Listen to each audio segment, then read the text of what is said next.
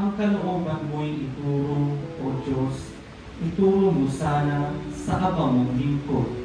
Ayon sa matuwid, ako ay turuan. Ituro mo poon ang katotohanan